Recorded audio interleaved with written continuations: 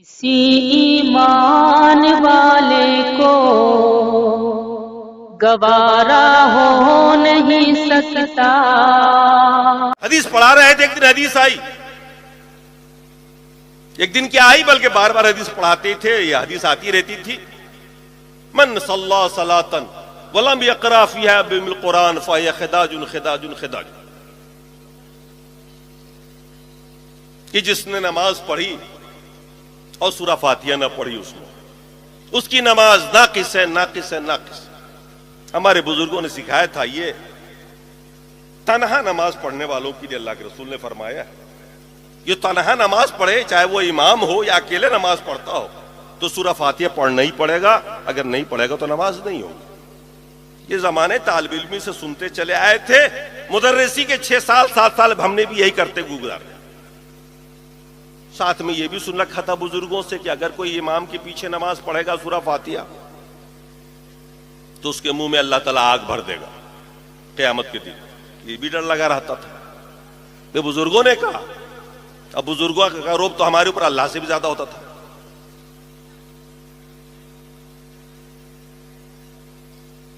ہم تھے یہاں جس شہر میں، اس شہر میں تو کوئی اہل حدیث نہیں تھا، بغل میں ایک شہر ہے، وہاں کچھ اہل حدیث تھے۔ ان کی عادت ہوتی ہے جہاں بھی رہتے ہیں نا، کچھ نہ کچھ حدیث قرآن چلاتے ہی رہتے ہیں۔ اب وہاں کیا ہوا کہ وہ کہتے پھرتے تھے، ایک ہمارا معتقد تھا، مرید چاہنے والا تھا، اس کے سامنے بول دیا کہ سورہ فاتحہ کے بغیر نماز ہوتی نہیں۔ وہ میری تربیت کیا ہوا تھا، اس نے کہا کہ نہیں، پڑھنا ہی نہیں، ورنہ آگ منہ میں بھر دی جائے گی۔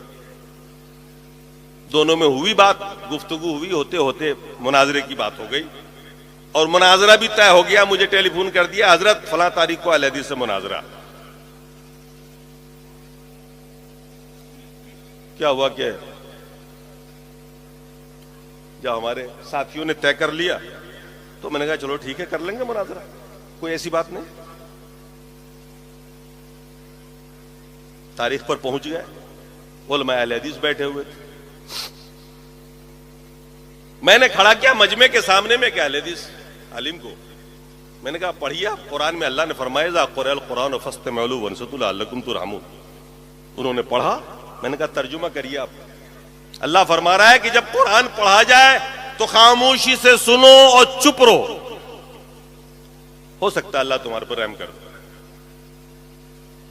میں نے کہا مولانا اب آپ چپ رہیے، خاموش رہیے، عوام فیصلہ کر لے گی۔ میں نے کہا بھائیو، اللہ فرما رہا ہے، مولانا کی زبان سے تم نے سن لیا، اللہ فرما رہا ہے قرآن پڑھا جائے خاموش رہو، چپ کے سنو، اور یہ کہہ رہے ہیں کہ سورہ فاتحہ پیچھے پڑھو۔ اب تک ہم یہ جانتے تھے کہ یہ لوگ رسول کو نہیں مانتے، آج معلوم ہوا یہ اللہ کو بھی نہیں مانتے۔ لوگ اپنے تھے، تالی بج گئی، مناظرہ ختم ہو گیا۔ انہوں نے بہت کہا صاحب حدیث دیکھیے نا، یہ بخاری ہے، یہ مسلم ہے، یہ۔ میں نے کہا اب حدیث دیکھ کے کیا ہوگا، جب قرآن آ گیا تو سامنے تو حدیث کی کیا حیثیت رہ گئی۔ بات ختم ہو گئی۔ کچھ دنوں کے بعد پڑھاتے پڑھاتے ایک حدیث آئی میرے سامنے میں، عبادہ ابن صامت رضی اللہ تعالیٰ عنہ کی۔ فجر کی نماز اللہ کے رسول پڑھا رہے ہیں، صحابی پیچھے ہیں، عبادہ ابن صامت بھی پیچھے کھڑے ہیں۔ اس دن عبادہ ابن صامت رضی اللہ تعالیٰ عنہ نے اللہ کے رسول کے ساتھ ساتھ سورہ فاتحہ بھی پڑھی اور سورت بھی ملا دی، ایکسٹرا سورت جو ہوتی ہے نا سورہ فاتحہ کے علاوہ، وہ بھی پڑھ۔ اللہ کے رسول نے سلام پھیرنے کے بعد پوچھا تم نے سے کس نے قرات کی ابھی میرے پیچھے؟ انہوں نے کہا نا یا رسول اللہ میں نے کی۔ اللہ کے رسول نے فرمایا لا تقرؤ الا بأم القرآن فإنه لا صلاة لمن لم يقرأ بها۔ سورہ فاتحہ کے علاوہ کچھ مت پڑھا کرو، کیونکہ جو سورہ فاتحہ نہیں پڑھے گا اس کی نماز نہیں ہوگی۔ اب میں چکر میں پڑ گیا، فجر کا ٹائم ہے، خود اللہ کے رسول امامت کر رہے ہیں، صحابی نماز پڑھ رہے ہیں، پیچھے میں ایک صحابی نے سورہ فاتحہ بھی پڑھ دی اور سورت بھی ملائی ایکسٹرا۔ اللہ کے رسول نے کس سے منع کیا؟ ایکسٹرا قرات۔ کہا نا لا تقرؤ، قرات کا اطلاق یہاں کس پہ ہو رہا ہے؟ فاتحہ پہ نہیں ہو رہا ہے، بلکہ ایکسٹرا سورت پہ ہو رہا ہے۔ فرمایا اللہ کے رسول لا تقرؤوا الا بأم القرآن فإنه لا صلاة لمن لم يقرأ بها، کیونکہ اس کی نماز نہیں ہوتی جو سورہ فاتحہ نہیں پڑھتا۔ میں پریشان ہو گیا، میں نے کہا ابھی چند دنوں پہلے تو مناظرہ ہی جیت کے آیا ہوں میں، اب یہ حدیث آ گئی میرے سامنے میں، اس کا کیا جواب ہوگا؟ حدیث کا کیا جواب ہوگا بھائی؟ یہ تو اب عملی حدیث آ گئی، اب تو وہ تعویل بھی گئی جس میں ہم کہا کرتے تھے کہ یہ تنہا تنہا منفرد نمازی کے لیے ہے، اب تو یہ جماعت والی بات میں آ گئی۔ اب میں بے چین ہو گیا، کیونکہ ایک طرف مسئلہ تھا نماز نہ ہونے کا، ایک سنت چھوٹنے کا والا مسئلہ ہوتا، مستحب والا ہوتا تو اس کے تو ہم عادی تھے، لیکن یہاں تو نماز نہ ہونے کا مسئلہ تھا۔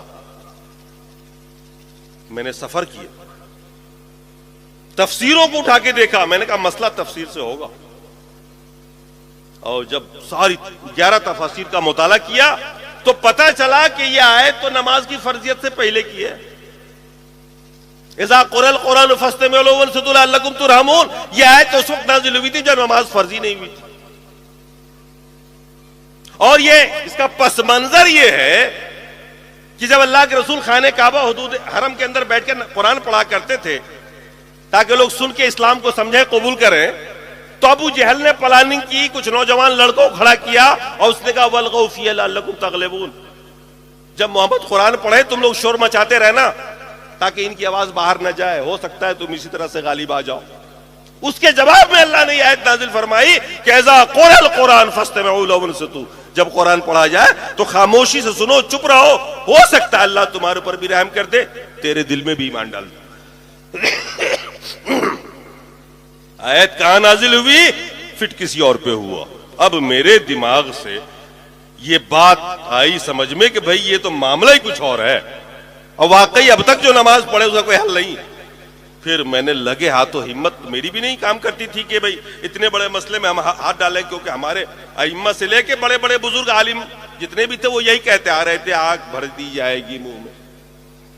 تو میں نے کچھ علماء کو جمع کیا، ٹاپر علماء کو، ان کے سامنے میں رکھا، میں نے کہا حضرت سب سے پہلے تو یہ حدیث دیکھیے آپ، اور یہ بتائیے کہ حدیث ہے کہ نہیں ہے، اگر ہے تو ضعیف ہے تو وہی بتا دیجئے۔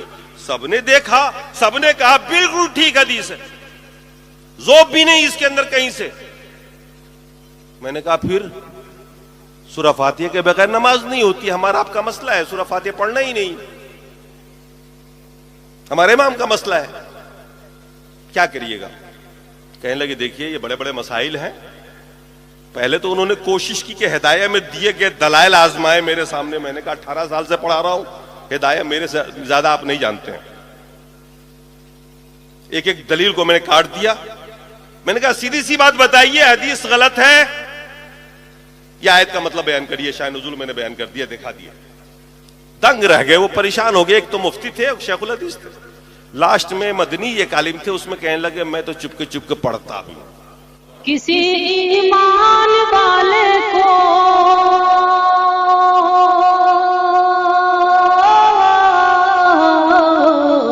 کسی ایمان والے کو گوارا ہو نہیں سکتا جو ہے دشمن محمد کا، ہمارا ہو نہیں سکتا۔